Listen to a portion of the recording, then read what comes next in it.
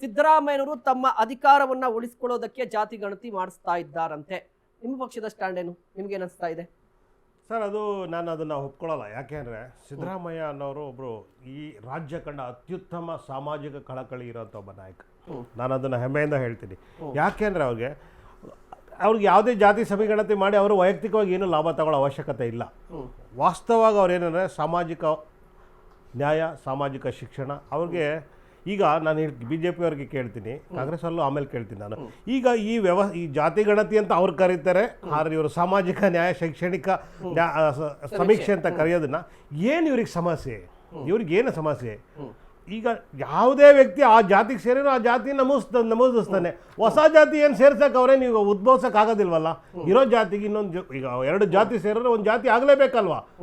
ಅದಕ್ಕೆ ಇವ್ರಿಗೆ ಸಮಸ್ಯೆ ಏನಂದ್ರೆ ಇವರಿಗೆ ಹೊಟ್ಟೆ ಕಿಚ್ಚು. ಇವ್ರ ಯೋಗ್ಯತೆಗೆ ಮಾಡೋಕ್ಕಾಗಿಲ್ಲ ಇಷ್ಟು ವರ್ಷ. ಇವ್ರ ಯೋಗ್ಯತೆ 25 ವರ್ಷದಿಂದ ಮಾಡೋಕ್ಕಾಗಿಲ್ಲ. ದಯವಿಟ್ಟು ನಿಮ್ ಸಮಿತಿ ಇಲ್ಲ ಇಲ್ಲ ಇಲ್ಲ ಖಂಡಿತವಾಗಿ ಮಾನ್ಯ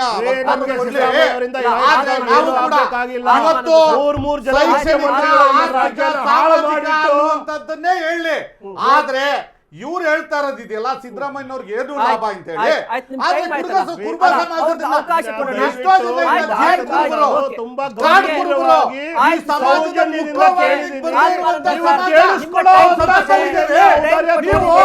ಯಾವ ರೀತಿ ಸರ್ಟಿಫಿಕೇಟ್ ಇವರು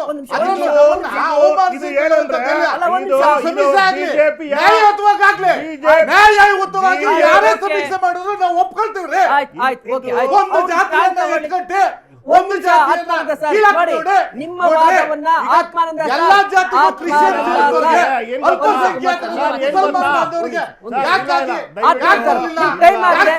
ಅವಕಾಶ ಕೊಟ್ಟಾಯ್ತಲ್ಲ, ನಿಮ್ಮ ವಾದವನ್ನ ನೀವು ಮಂಡಿಸಿದ್ರಿ. ಈಗ ಅವ್ರ ವಾದವನ್ನ ಕೇಳಿ. ಇಲ್ಲ, ವಾದವನ್ನ ಕೇಳಿ. ನೀವು ಬರ್ಬರಿ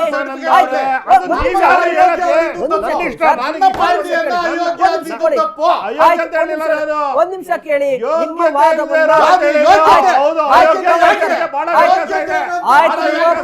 ಹೋದ್ರೆ ಆಗಲ್ಲ. ಚರ್ಚೆ ಆಗ್ಲಿ. ಒಂದು ನಿಮಿಷ ಆಯ್ತು. ಆತ್ಮಾನಂದ ಸರ್, ಆತ್ಮಾನಂದ ಸರ್, ಓಕೆ ಆತ್ಮಾನಂದ ಸರ್, ಯೋಗ್ಯತೆ ಇಲ್ಲ ಇಲ್ಲ, ಜಾತಿ ಸಮೀಕ್ಷೆ ಮಾಡೋ ಯೋಗ್ಯತೆ ಇಲ್ಲ. ಆಯ್ತು ಆಯ್ತು ಆಯ್ತು ಸರ್, ಚರ್ಚೆ ಆಗ್ಲಿ. ಇದು ರಾಜಕೀಯ ಬೇಡ. ಓಕೆ ಸರ್, ಒಂದು ನಿಮಿಷ ಆಯ್ತು ಓಕೆ ಆಯ್ತು. ಸಾಮಾಜಿಕ ಹೋರಾಟಗಾರರು ಆಯ್ತು ಸರ್, ಓಕೆ ಥ್ಯಾಂಕ್ ಯು. ಸಾಮಾಜಿಕ ಹೋರಾಟಗಾರರು ರಾಮಲಿಂಗೇಗೌಡರು ಯಾವ ಸ್ಟ್ಯಾಂಡ್ ಅನ್ನ ತೆಗೆದುಕೊಳ್ತಾರೆ? ಸಾಮಾಜಿಕ ಹೋರಾಟಗಾರರು ಮಾತಾಡ್ತೀನಿ ಸರ್. ನೋಡಿ ಒಂದ್ ನಿಮಿಷ ಕೇಳಿ. ಅಷ್ಟೇ ಸೌಜನ್ಯ ಕೇಳಿಸ್ಕೊಳ್ಳೋ ಔದಾರ್ಯ ತೋರಿಸ್ಬೇಕು. ಒಂದ್ ನಿಮಿಷ ಕೇಳಿ. ಆಯ್ತು ಸರ್, ಒಂದ್ ನಿಮಿಷ ಇರಿ. ನೋಡಿ, ಈಗ ಚರ್ಚೆ ಆಗ್ಲಿ, ಸಂಕ್ಷಿಪ್ತವಾಗಿ ಚರ್ಚೆ ಆಗ್ಲಿ, ವಿಸ್ತಾರವಾಗಿ ಚರ್ಚೆ ಆಗ್ಲಿ, ರಾಜಕೀಯ ಇದ್ದೇ ಇರುತ್ತೆ. ಒಂದ್ ನಿಮಿಷ ಇರಿ ಸರ್, ಒಂದ್ ನಿಮಿಷ ಸರ್. ರಾಜಕೀಯ ಇದ್ದೇ ಇರುತ್ತೆ. ಬಟ್ ನಿಮ್ಮ ವ್ಯೂ ಅನ್ನ ನೀವು ಹೇಳಿ, ಬೇರೆಯವರು ಮಾತನಾಡುವಾಗ ಕೇಳಿ. ದಯವಿಟ್ಟು ಇಬ್ರು ಮಾತಾಡಬೇಕಾದ್ರೆ ನಾನು ತುಂಬಾ ಗಂಭೀರವಾಗಿ ನಿಮ್ಮ ವಾದ ಇದ್ರೆ ಆಯ್ತು. ನಮ್ ಟೈಮ್ ಮುಗೀತು ಸರ್, ಟೈಮ್ ಮುಗೀತು. ಒಂದ್ ನಿಮಿಷ ಮಹೇಶ್ ಅವರೇ, ನಾನು ನನ್ನ ಅಭಿಪ್ರಾಯ ಹೇಳ್ತಾ ಇದ್ದೀನಿ. ಅವ್ರ ಅಭಿಪ್ರಾಯ ಹೇಳಕ್ ನಾನು ಬಂದಿಲ್ಲ ಇಲ್ಲಿ, ಓಕೆನಾ? ಅವ್ರಿಗೆ ಇಷ್ಟ ಬಂದಾಗ ಹೇಳಕ್ ನಾನು ಕುತ್ಕೊಂಡಿಲ್ಲ. ನನ್ನ ಪಕ್ಷದ ಮತ್ತೆ ನನ್ನ ವೈಯಕ್ತಿಕ ನಿಲುವು ನನಗೆ ಹೇಳಕ್ಕೆ ಅಧಿಕಾರ ಇದೆ. ಆಮ್ ಆದ್ಮಿ ಪಕ್ಷದ ಸ್ಟ್ಯಾಂಡ್, ಆಮ್ ಆದ್ಮಿ ಪಕ್ಷ ಒಂದೇ ಸ್ಟ್ಯಾಂಡ್ ಸರ್. ಇದು ಜಾತಿ ಸಮೀಕರಣ ಅಂತ ನಾವು ತಿಳ್ಕೊಳ್ಳಿ, ಸಾಮಾಜಿಕ ಶೈಕ್ಷಣಿಕ ಏನಾದ್ರು ತಿಳ್ಕೊಳ್ಳಿ, ಆಗ್ಬೇಕು. ಯಾವತ್ತಾರು ಒಂದಲ್ಲ ಒಂದಿನ ನಮ್ಮ ರಾಜ್ಯದಲ್ಲಿ ಎಷ್ಟು ಜನ ಹಿಂದುಳಿದಿದ್ದಾರೆ, ಯಾವುದೇ ಜಾತಿ ಸೇರಿರೋರ್ಲಿ, ಶೈಕ್ಷಣಿಕವಾಗಿರ್ಲಿ ಸಾಮಾಜಿಕವಾಗಲಿ ಎಷ್ಟು ಹಿಂದುಳಿದಿದ್ದಾರೆ, ಅವ್ರಿಗೆ ಏನು ಅವಶ್ಯಕತೆ ಇದೆ, ಅವ್ರಿಗೆ ಸಿಗಬೇಕಾದ ಸೌಲಭ್ಯಗಳು ಸಿಗಲಿ ಅನ್ನೋ ಒಂದೇ ಕಾರಣಕ್ಕೆ ಮಾಡ್ತಾ ಇರೋದ್ರಿಂದ ಇದ್ರಲ್ಲಿ ರಾಜಕೀಯ ಮಾಡೋ ಅವಶ್ಯಕತೆ ಏನಿದೆ? ಈಗ ಒಂದು ವೇಳೆ ಇವಾಗ ನಾನು ಹೇಳ್ತೀನಿ, ಎಷ್ಟು ಜನಸಂಖ್ಯೆ ಇವಾಗ ನಾನು ದಿನ ಹೇಳ್ತಾರೆ ಇದನ್ನು ಒಪ್ಕೊಂಡಿಲ್ಲ, 2 ಸರಿ ಈಗ ಜಾತಿ ಸಮೀಕರಣ ಮಾಡಿದರೆ ಒಪ್ಕೊಂಡಿಲ್ಲ. ಈಗ ನಾನು ಹೇಳ್ತೀನಿ, ಇವಾಗ ಏನ್ ಮಾಡಿದ್ದಾರೆ ಜಾತಿ ಗಣತಿ, ಅದಕ್ಕಿಂತ ಒಂದು 10% 15% ಕಡಿಮೆ ಬಂತು, ಮೇಲ್ವರ್ಗದ ಜನ ಅದನ್ನ ಒಪ್ಕೋತಾರ? ಈಗ